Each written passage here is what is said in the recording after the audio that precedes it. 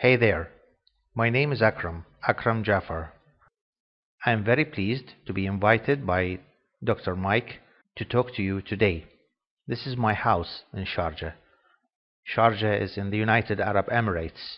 It's a place that's about 30 kilometers away from Dubai and its famous tower. They call it Burj Khalifa. This is the highest building in the world. Thanks to social networks that are bringing us together today. Although as you can see here, we are living about 11 hours apart, and there's a difference of maybe 28 degrees Celsius in temperature. But these are no barriers for social networks. This is the place where I teach, University of Sharjah in the United Arab Emirates, the College of Medicine. And this is the place where I originally came from. I came from Baghdad, Iraq. This is my original College of Medicine in Baghdad.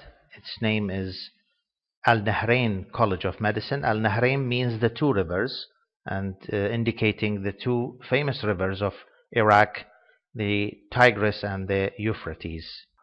Those are my colleagues in Iraq. Here we were trying to play the anatomy lesson of Professor Tulip by Rembrandt. This was my house in Iraq. I left Iraq in 2006 at the top of the civil war that was there. And this is my house, and this is my old car. We were once hit by a nearby car bomb, and you can see the consequences. Now I'm settled in Sharjah. It's maybe a different culture than yours, but students are students everywhere, and anatomy is anatomy everywhere. Here I'm teaching with using the plastic models and the plastinated models. However, we also have cadavers, but our students, they do not dissect. We, as faculty, we do the dissection, and then we demonstrate that for students. We have a limited number of cadavers, and this is for one reason, and for the other reason is that we have also a limited time in the curriculum that is allocated for the gross anatomy. This is one of my graduates from the first batch of students who graduated from University of Sharjah. And that's me at the beginning of the 1990s. At that time I was a demonstrator in my college in Baghdad, but since that time I was involved in computer-aided learning, and this was my first publication. At that time it was published in a local journal, Computer-Aided Self-Assessment Packages in Human Anatomy. It was written actually in basic language at that time. You can see here these are the old desktops, the Olivettis and the others. They used BASIC and MS-DOS at that time. And I continued my passion for the educational publications. This is another publication, Trends in Computer-Aided Learning, a 5-year experience, and another one, Current and Future Trends in Teaching Anatomy, a decade of experience at Saddam College of Medicine. Our College of Medicine at that time was called Saddam College of Medicine. That was before the invasion in 2003.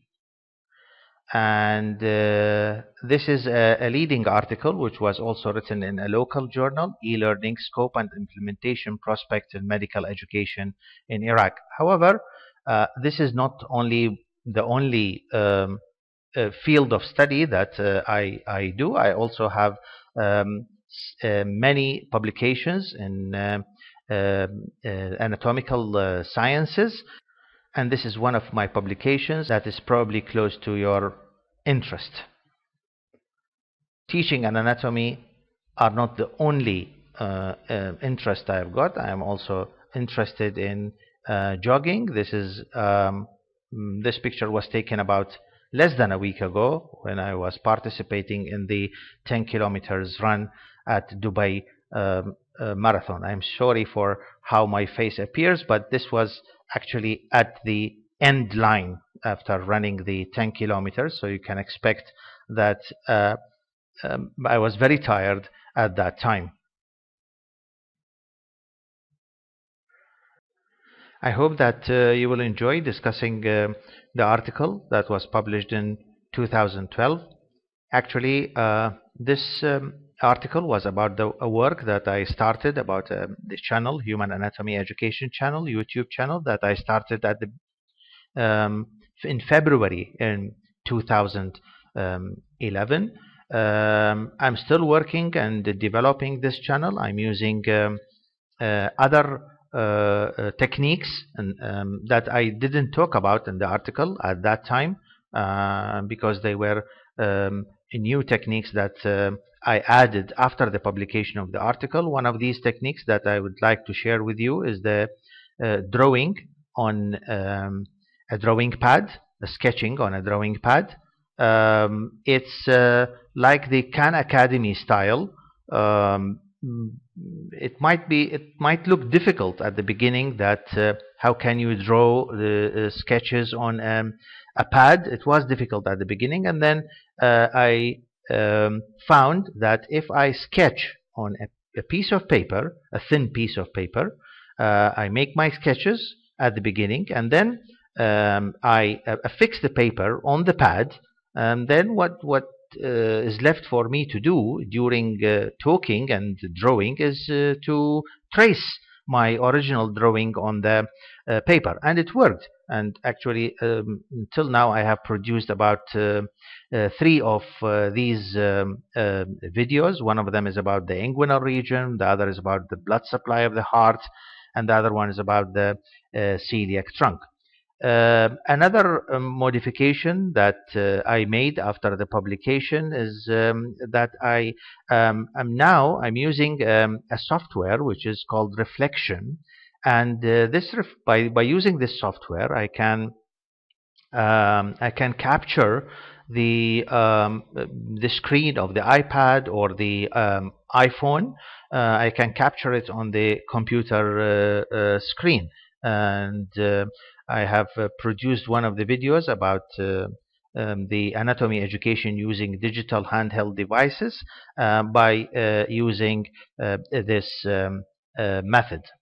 In September 2011, after I found that social networks were very interesting, I thought that only my students, and maybe some other students in the United Arab Emirates are going to subscribe to my channel. But as you can see here, from the statistics that are provided by YouTube, you can see that the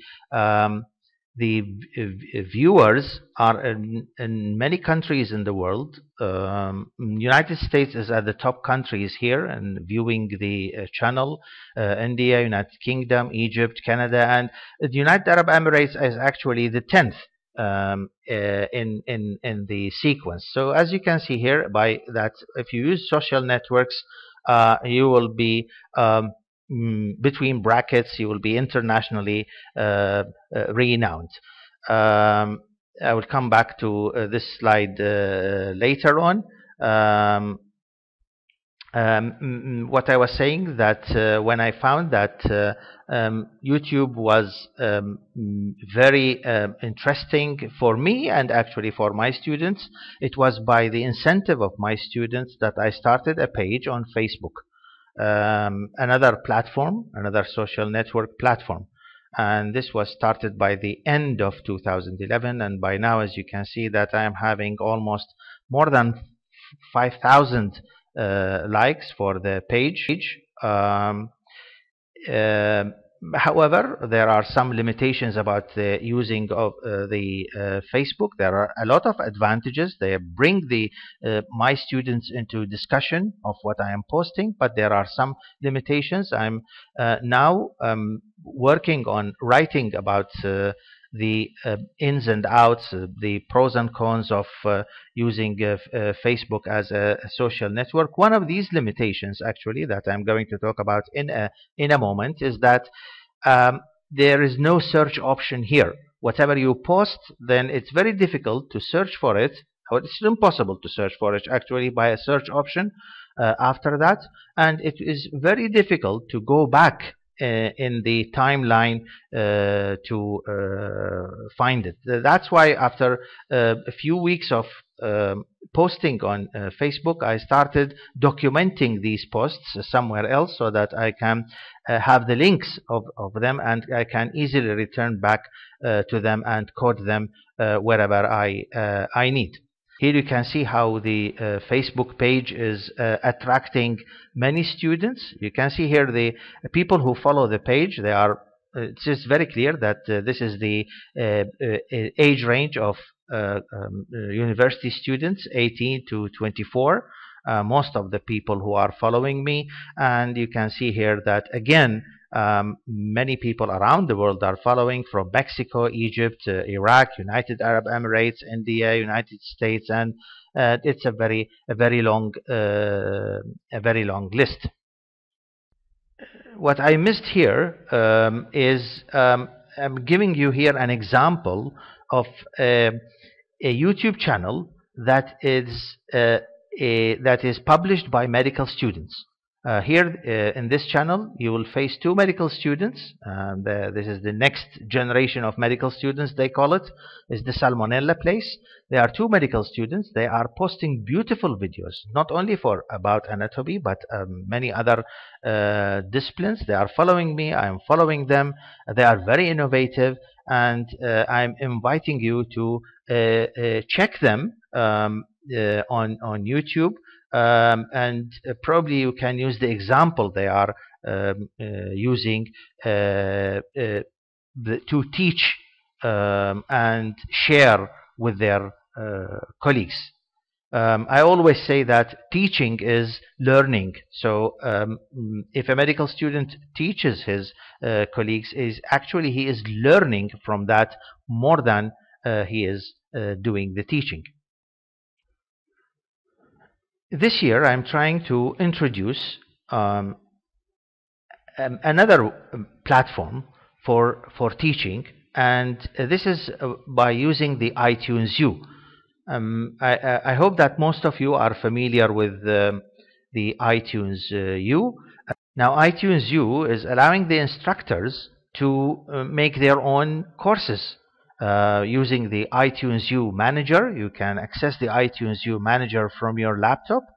I hope that most of you are familiar with this iTunes U, but what Apple has introduced last year, I think it was in February 2012, they introduced the iTunes U Manager together with the iBooks Author, and by that you are able to as an instructor to publish a course, and this course can either be published, or it can be in session, that's to say taken gradually. This will move the learning to a mobile learning environment.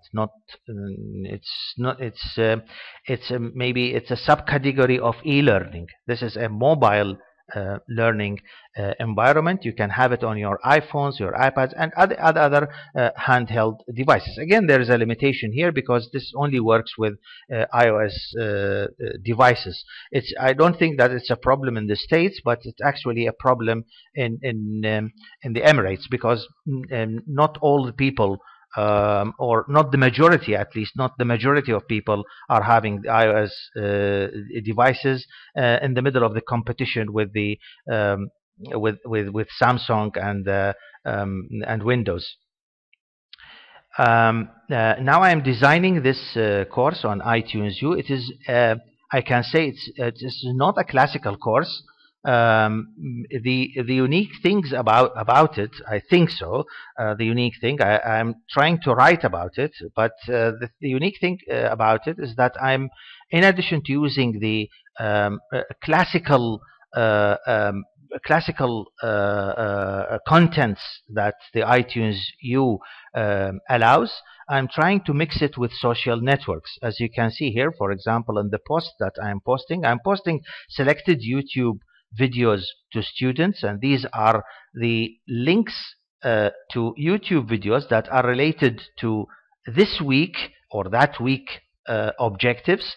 And in addition to that, I'm posting them links to a Human Anatomy Education channel, my channel on YouTube as well. In addition to that, I'm posting them Facebook posts as links. And so by this way, they can go to Facebook using these links. They can go to Facebook, they can check my old posts, they can comment on these posts, and they can discuss there on Facebook, and I can monitor their discussion because I am the admin of the same Facebook page, so that I can monitor that also. The same thing, they can provide their comments on the YouTube videos, and I can receive their feedback, their questions, and I can answer them. So by this way, I'm mixing the social network platforms with another method of learning, and e-learning environment. And I think this is unique about thing about that. The only drawback, it's a personal drawback that I couldn't afford to do this year, but probably I will do that for the next semester, is that I do not have my own iBooks that I can link or post on iTunes U. If you go if you are not that familiar with iTunes U, I have recently posted a video on this project that I am doing. I posted it on a YouTube channel. Its title is iTunes U in the context of anatomy course. I hope that you will enjoy discussing the publication, and maybe you can extend discussions to the other ventures that I was talking about a few moments ago. Thank you for listening, and I'm very proud to have new friends on the other side of the world. Thanks again, and I will be very pleased to have any questions and feedback in the future. Bye.